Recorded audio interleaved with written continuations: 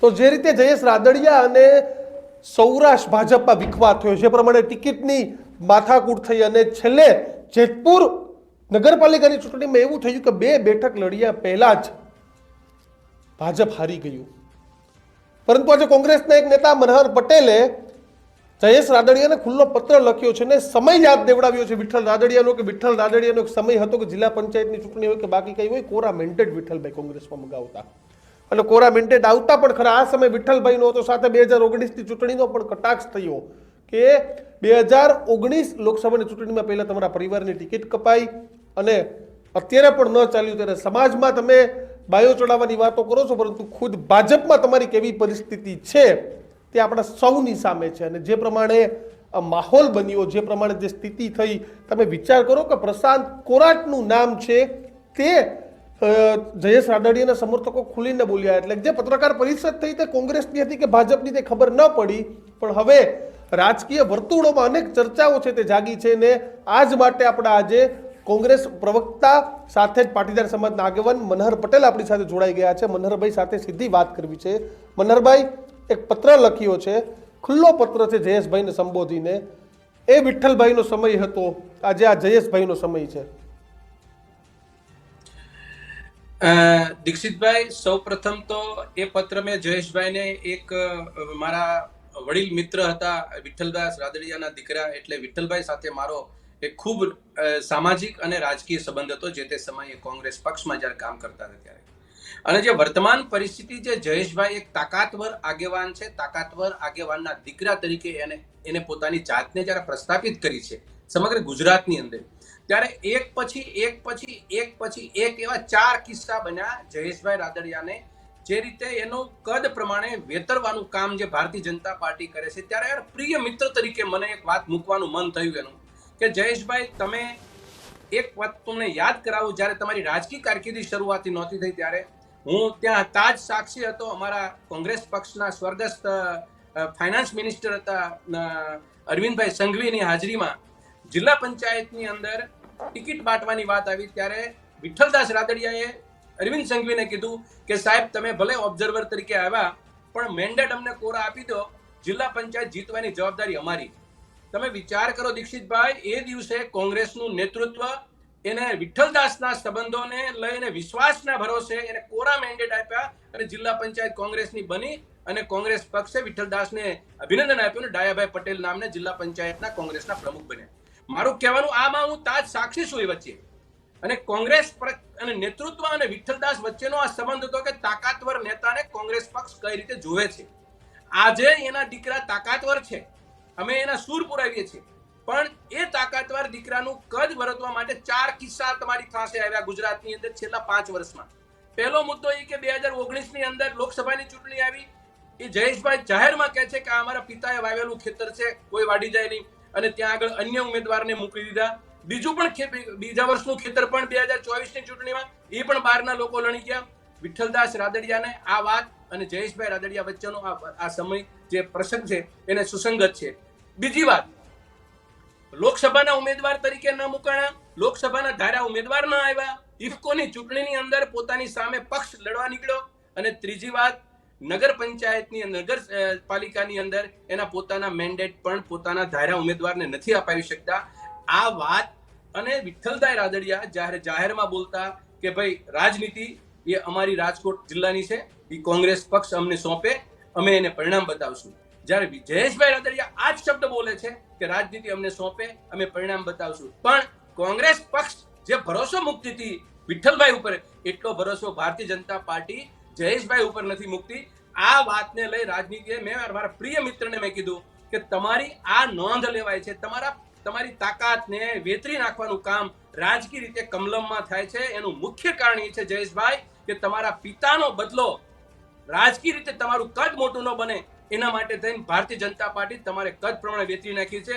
અને તમે યાદ રાખજો જયેશભાઈ, આ પરિસ્થિતિની અંદર ડિસ્ટ્રિક્ટ કોઓપરેટિવ બેંક અને આવનારી 2027ની વિધાનસભામાં પણ તમે કદાચ હો ન હો એની ચિંતાના ભાગે તાકાતવર આગેવાન ગુજરાતમાં કોઈ પણ પક્ષનો હોય, પણ તાકાતવર આગેવાન વેતરાવો ન જોઈએ. જાહેર જીવનના લોકો તરીકે મારી એક તંદુરસ્ત હરીફાઈ છે એમ કે ભાઈ તાકાતવર લોકો જો આવી રીતે વેતરાઈ જશે મજબૂત આગેવાન જો જનતાનો પ્રતિનિધિ નહીં બની શકે તો જનતાને નુકસાની જશે. એટલે દીક્ષિતભાઈ, આ વાત મેં જયેશભાઈ રાદડિયાને એટલા માટે કરી કે વારંવાર જયેશભાઈ બોલે છે માય કાંગલા નેતાઓએ રાજનીતિમાં ના આવવું જોઈએ. તો માય કાંગલા નેતાની વ્યાખ્યા સમજાવો જયેશભાઈ. તમે માય કાંગલા કોને કહેવાય? કે તમે 4 વખતથી તમે તમારી સામે તમારી પાર્ટી જે રીતે તમારી સાથે વર્તી રહી છે એની સામે તમે કશો શબ્દ બોલવા પોતાનો વિચાર નથી રજૂ કરી શકતા. તમારા નજીકના લોકોના મેન્ડેટ કપાઈ જાય છે, ટિકિટ કપાઈ જાય છે, તમે કશું બોલી શકતા નથી. તમને સમાધાનકારી વલણમાં મૂકવામાં આવે છે. આ વાતને લઈને મને દહેશત છે કે 2026ની ચૂંટણીની અંદર આવો રેલો ચાલ્યો તો જયેશભાઈ વિધાનસભાના ઉમેદવાર પણ નહીં રહે. અને કોંગ્રેસ પક્ષ આ ચિંતા કરવા માટે અમારી પાસે કોઈ શબ્દ નથી. અમારે એની ચિંતા નથી કરવાની. પણ જાહેર જીવનના વ્યક્તિ તરીકે હું એને આવકારું છું કે કોંગ્રેસ પક્ષે તમારા પિતાની જે કદર કરી એટલી કદર તો તમારી ભારતીય જનતા પાર્ટી નથી કરતી. આ ગુજરાત આખાએ સ્વીકાર્યું છે, તમારે પણ સ્વીકારવું પડે. એટલે સમય છે, કોંગ્રેસ પક્ષ તમને આવકારે છે. આવો અને એ જ દબદબો, એ જ તમારા પિતાનો દબદબો હતો, એ દબદબો તમે ગુજરાતની અંદર આવી જાહેર જીવનની સેવા કરો, સમાજની સેવા કરો, ડિસ્ટ્રિક્ટ કોઓપરેટિવ બેંકના માધ્યમથી ખેડૂતોની સેવા કરો અને ગુજરાતની અંદર તમારું કદ, તમારું ખુલ્લા મને તમે વિશાળ કદ બનાવો. આવું પ્લેટફોર્મ તમને કોંગ્રેસ આપવા જઈ રહી છે. ત્યારે તમારી સામે જે ડાયાભાઈ પટેલને જિલ્લા પંચાયત બનાવી ત્યારે વિઠ્ઠલદાસ શિરમોર ભૂમિકામાં હતા, જે રીતે લોકસભા બની ત્યારે શિરમોર ભૂમિકામાં હતા, રાજકોટ જિલ્લાની ડિસ્ટ્રિક્ટ કોઓપરેટિવ બેંક શિરમોર ભૂમિકામાં હતા. તમારી પાસે તમામ પદ છે, મંત્રાલય તમારું છીનવાઈ ગયું, તમારા મેન્ડેટ તમારા પસંદગીના ન આપે. એટલે દીક્ષિતભાઈ, સવાલ અમારો સીધો સાદો છે, સમય છે, ઓળખી લો. કમલમ તમારા પિતાનો બદલો લેવા માટે તૈયાર બેઠું છે અને તમે ભોગ ન બનો એના માટે ચિંતાના ભાગે રાજકીય આવો સરસ મજાનો આગેવાન છે એ સમાજમાંથી અને રાજનીતિમાંથી મુક્ત ન કરી નાખે એની ચિંતાના ભાગે મેં પત્ર લખ્યો છે. મનહરભાઈ, આમાં અત્યારે જે પ્રમાણે વિવાદ ચાલી રહ્યો છે તે પ્રમાણે ભાજપ તો નહીં પરંતુ લેઉવા પાટીદારમાં જ અંદરો અંદર છે. તમે જો જયેશભાઈ કોને પડકાર ફેંક્યો તો બધાને ખબર છે. નરેશ પટેલ પણ લેઉવા પાટીદાર આગેવાન હતા. ગઈકાલે પ્રશાંત કોરાટની વાત આવી તો પ્રશાંત કોરાટ પણ લેઉવા પાટીદાર સમાજના આગેવાન છે. એટલે કે આમાં તો ભાજપની લડાઈ નથી પરંતુ ભાજપમાં જ રહેલા લેઉવા પાટીદારોની આંતરિક લડાઈ રાજકોટ જિલ્લામાં છે. દીક્ષિતભાઈ, જો લેવા પટેલ સમાજ એટલે વિશાળ સમાજ છે. એટલે રાજનીતિના એકબીજાની મહત્વાકાંક્ષાઓને બહાર કાઢવા માટે એક પક્ષમાં બેઠા હોય એટલે વૈચારિક રીતે પોતાના વિચારો પ્રગટ કરતા હોય, એ આખો મામલો અલગ છે. હું એ મામલાને એટલો બધો સમાજને નેતૃત્વ આ નેતાને તો બીજો સમાજ નેતાગીરી પૂરી પાડશે, એનાથી એ વ્યક્તિગત બંનેને નુકસાન ફાયદા થઈ શકે. સમાજને આમાં કોઈ પ્રકારનું નુકસાન નથી, એ વાત બહુ સ્પષ્ટ છે. કારણ કે જાહેર જીવનમાં જે લોકો છે એ બહુ ચોખ્ખા છબીના છે. જયેશભાઈ હોય કે પ્રશાંત કોરાટ હોય કે કોઈ પણ હોય, એની છબીઓ તો સારી જ છે. સમાજને નેતૃત્વને કોઈ ફરક નથી પડ્યો. પણ કમલમની અંદર બેઠેલી જે વ્યક્તિઓ બેઠી છે એકબીજાનો દાવ લે છે અને સમાજને નાશવંત કરી રહી છે, ત્યાં આગળ છે. અમારો કોંગ્રેસ પક્ષે સમાજની અંદર વિઠ્ઠલ રાદડિયા મોટા થાય એના માટે કોરા મેન્ડેટ આપતી હતી, વિશ્વાસ. કારણ કે તાકાતવર લોકોને ઓળખતી હતી કોંગ્રેસ, અને આજે તાકાતવર લોકોને ઓળખે છે ભારતીય જનતા પાર્ટી નાશવંત કરવા માટે. આ તો તાકાતવર છે, આને નો મોટો બનાવાય. આ માનસિકતા અને ભારતીય જનતા પાર્ટી વચ્ચેનો ગેપ છે, એ વસ્તુનો મારો પ્રશ્ન છે. એમાં 18 વર્ણ આવી ગયા કે જે લોકો સમાજની અંદર જીવે છે, જે જાહેર જીવનમાં છે, જે લોકો રાજનીતિમાં છે, એવા લોકો માટે દ્રષ્ટાંતરૂપ જયેશ રાદડિયાનો દાખલો છે કે તાકાતવર છોકરો છે, યુવાન છે. મંત્રાલય છીનવાઈ ગયું, કોના પાપે? કેમ છીનવાણું ભાઈ? એમાં શું કમી હતી? એને કયો ભ્રષ્ટાચાર કર્યો હતો? ડિસ્ટ્રિક્ટ કોઓપરેટિવ બેંક ઉપર અનેક પ્રકારના તાઇફા શરૂ થઈ ગયા છે. કોને ભાઈ, કોના પાપે થાય છે એ બધું? અને તમને લોકસભાના ઉમેદવારની પસંદગી કરવા માટે તમે ચૂંટાયેલા અને મંત્રી હતા તોય તમારો માટે તમારા ઉમેદવારને તમે પસંદગી કરો છો, એ ઉમેદવાર નથી આવતો. 24માં પણ નથી આપતા. બહારના ઉમેદવાર લાવે છે પણ છતાંય તે રાજકોટ પોરબંદરના ઉમેદવારની પસંદગી નથી થતી. આમાં તમામ જગ્યાએ જયેશ રાદડિયાની વિરુદ્ધમાં ભારતીય જનતા પાર્ટીની પક્ષે નેગેટિવ નિર્ણય લીધો છે. એટલે સંકેત એ મળે છે કે આ રેલો કંઈક જેતપુરની વિધાનસભાની ટિકિટ સુધી પહોંચી જશે એવી દહેશત મારી ચોખ્ખી દેખાય છે અત્યારે. અને એ દહેશતને લઈને કહું છું કે સમય વર્તે સાવધાન. પાણી પેલા પાળ બાંધવા માટે જયેશ રાદડિયાએ રાજકીય પરિપ્રેક્ષની અંદર વિઠ્ઠલભાઈની માનસિકતા વાળો સ્વભાવ દેખાડવો પડશે. અને વિઠ્ઠલભાઈની માનસિકતા પ્રમાણે સ્વભાવ નહીં દેખાડે તો દીક્ષિતભાઈ, તમારા ન્યૂઝ રૂમની અંદર હું સામેથી તમારા દર્શકોને કહું છું, આવનારા દિવસોમાં રાજકીય રીતે જયેશ રાદડિયાનું રાજનીતિનું પતન નિશ્ચિત માનું છું. એવું કેમ લાગે છે તમને? કારણ કે અવળા મોટા નેતા તો છે જ, તમારા સમાજના છે, સૌરાષ્ટ્રના મોટા નેતા છે, સામાજિક કામો મોટા પાયે કરે છે. ભારતીય જનતા પાર્ટીની અંદર નિશ્ચિત છે એમ કહું છું. સમાજનો કોઈ માણસને કોઈ રાજકીય પક્ષો મોટો થતા કોઈ રોકી શકવા નથી. નરેશ પટેલ છે, બીજા સમાજ છે, ઘણા બધા છે, એ સમાજની સેવા કરે છે, એની અંદર કોઈ પ્રશ્ન નથી. પણ તમે રાજકીય રીતે તમારી તાકાત છે, જયેશભાઈ જે તાકાતવર લીડર, એમાં હું પણ ઓછી શક્તિ એમ આપતો નથી. જયેશભાઈ એની તાકાતને અજમાવે છે, એટલા માટે જ એના દુશ્મનો છે, એ વાત પણ બરાબર છે. પણ ભારતીય જનતા પાર્ટીએ જયેશ રાદડિયાની કદર કેટલી કરી? એને મેન્ડેટ 2 તાલુકા નગરપાલિકાના ચૂંટણીના 2 મેન્ડેટ જો એમ ન ચાલતું હોય તો માયકાંગલા નેતા તરીકેની વ્યાખ્યામાં કોણ આવે?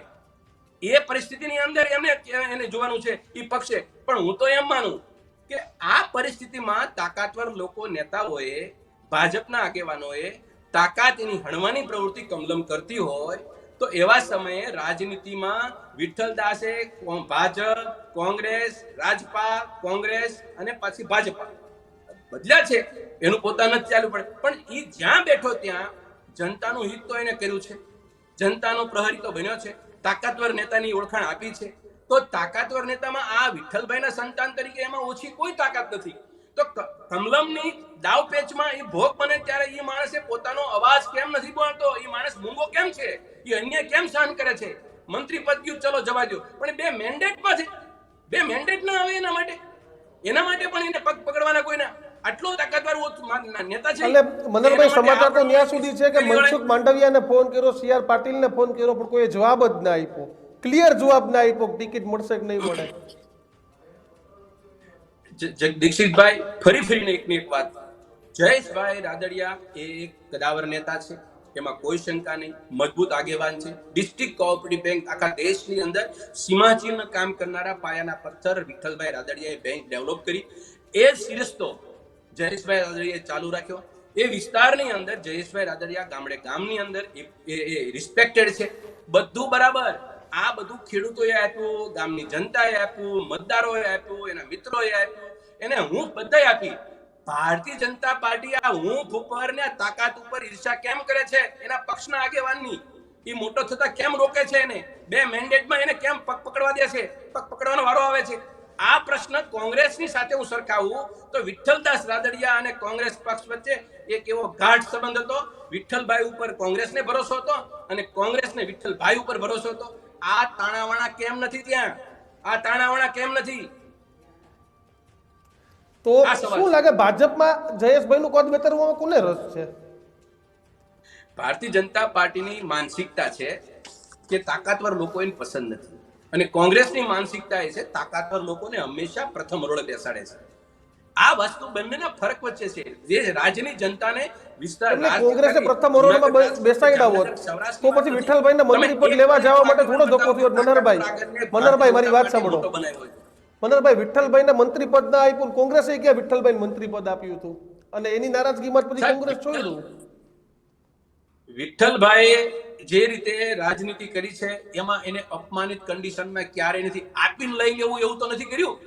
આ તો તમે આપ્યું મંત્રી પદ લઈ લીધું.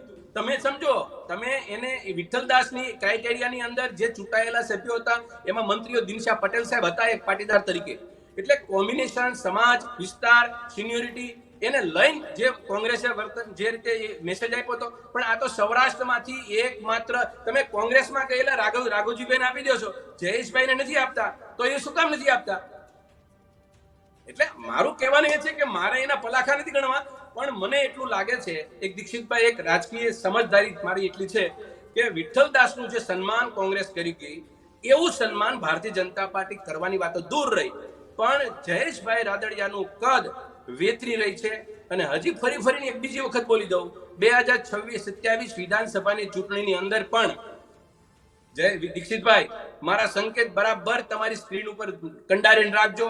જો જયેશભાઈ પોતાનો સ્વભાવ રાજનીતિનો વિઠ્ઠલદાસના જે સ્વભાવનો આત્મા નહીં જાગે તો એમને પણ તે દિવસે એ 2 મેન્ડેટની જેમ ટિકિટ માટે પણ એમને કોઈના પગ પકડવાનો વારો આવશે, અને છતાં પણ નહીં મળે. બિલકુલ મનહરભાઈ, આભાર અમારી સાથે જોડાવા બદલ. તો રાજકીય આગાહી તમે કરી છે, જોઈએ હવે આગામી સમયમાં કેવા પ્રકારની સ્થિતિ થાય છે. પરંતુ હાલ જેતપુર, જામકંડોળા, ઉપલેટા અને સૌરાષ્ટ્રની રાજનીતિ છે તે ગરમાઈ ગઈ છે. તમારું શું માનવું છે મનહર પટેલના સ્ટેટમેન્ટને લઈને તો કોમેન્ટ બોક્સમાં જણાવજો. તો બધું આવા જ સમાચાર જોવા માટે જોતા રહો ન્યૂઝ રૂમ. નમસ્કાર.